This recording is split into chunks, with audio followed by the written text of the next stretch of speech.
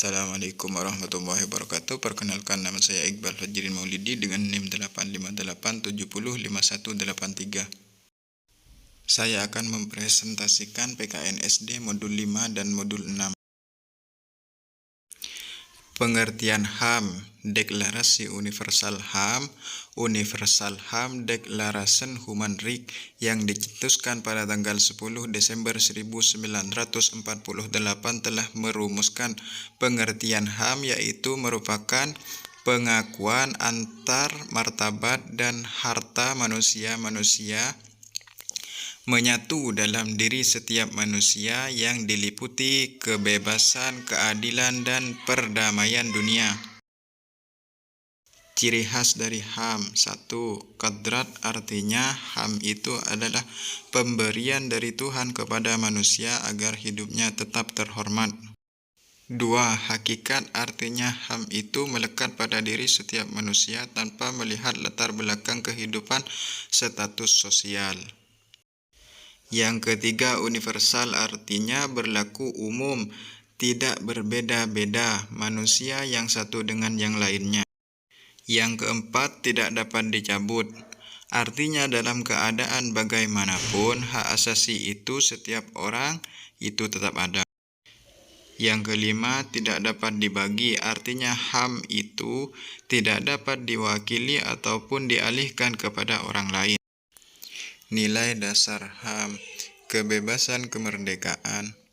Manusia dilahirkan dalam keadaan merdeka, oleh karena itu menjadi harapan setiap manusia menjalani kehidupan dalam keadaan merdeka. 2. Kemanusiaan perdamaian. Manusia dalam menjalani kehidupan sangat mendambakan ketentraman, bebas dari rasa takut, terjamin keamanan, dan senantiasa dalam suatu yang damai.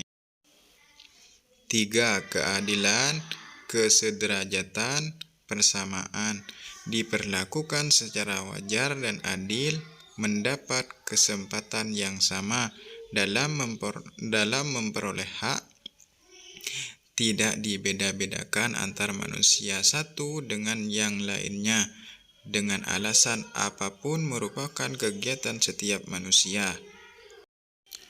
HAM dalam Undang-Undang Dasar 1945, jaminan HAM khususnya di Indonesia berdasarkan UUD 1945 hasil amandemen 4.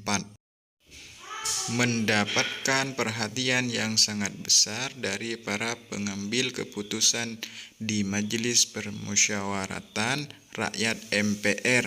Hal itu terbukti dari dicantumnya secara eksplisit masalah HAM, yaitu pada bab 10A dengan judul HAM yang terdiri atas 10 pasal, diberi label pasal 28A sampai D, 28 dan 28 ayat di luar yang terjudul tersebut. Dalam bab 10A, rumusan lainnya terdapat dalam pasal 27, 3 ayat, kemudian ayat 11, pasal 27, 2 ayat, bab 12, pasal 30, bab 13, pasal 31, pasal 32, bab 14, pasal 33, dan pasal 34.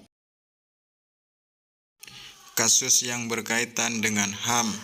Kehidupan politik masih cenderung didominasi konflik antar elit politik, sering berimbas pada konflik dalam masyarakat, konflik horizontal, dan elit politik lebih memperhatikan kepentingan diri kelompoknya.